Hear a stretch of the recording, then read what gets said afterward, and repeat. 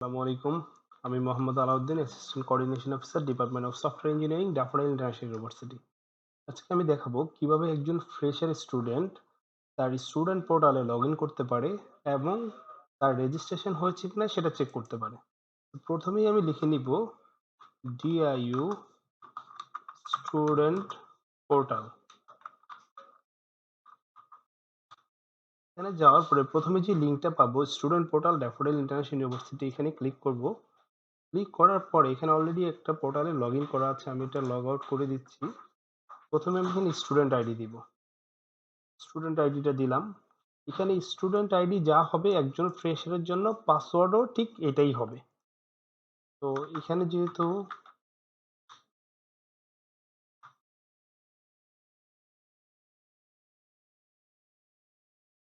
আমি গেলাম, প্রথমে আসার পরে এই ড্যাশবোর্ড চলে আসবে একজন স্টুডেন্টের। ড্যাশবোর্ডটা আসার পরে এখানে দেখাবে টোটাল পেয়েবল কত, সে পেড করেছে কত, তার ডিউস কত আছে, আদার্সে আছে কিনা। তো আমি এখানে চেক করব রেজিস্ট্রেশন আমার আসলে হয়েছে কিনা। তো প্রথমে আমি এখানে ক্লিক করব মেনুতে গিয়ে, তারপর এই যে এখানে রেজিস্টার্ড কোর্স নামে একটা অপশন থাকবে, এখানে আমি ক্লিক করব। ক্লিক করার পরে আমি সেমিস্টারে সিলেক্ট করব। যেহেতু আমি এটা হচ্ছে এই যার পোর্টাল দিয়ে ঢুকেছে সে কারেন্ট সেমিস্টার এখনো রেজিস্ট্রেশন করেনি, তো সে স্প্রিং 24-এ ক্লিক করলে এখানে ফাঁকা দেখাবে। তো যেহেতু সে ফল 23-এ রেজিস্ট্রেশন করেছে, তো আমি ফল 23-এ ক্লিক করার সাথে সাথেই কিন্তু তার রেজিস্টার্ড কোর্সগুলো এখানে চলে আসছে। সে কি কি কোর্স নিয়েছে, ক্রেডিট কত, সেকশন কি, এই যে জায়গাটা দেখা যাবে সেকশন, আর এখানে দেখা যাবে টিচার, টিচারের নেম, টিচারকে, এখানে টিচারও দেখা যাবে, টিচারের নাম কি।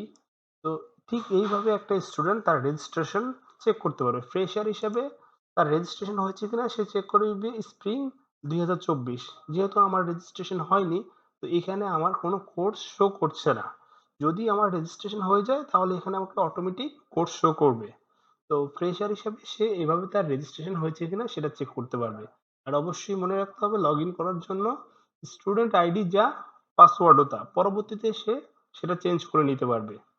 আর এখানে আরো অনেকগুলি অপশন আছে, প্রোফাইল আপডেট করতে পারবে, পাসওয়ার্ড চেঞ্জ করতে পারবে, এখানে সে দেখতে পারবে তার এক্সাম ক্লিয়ারেন্স আছে কিনা।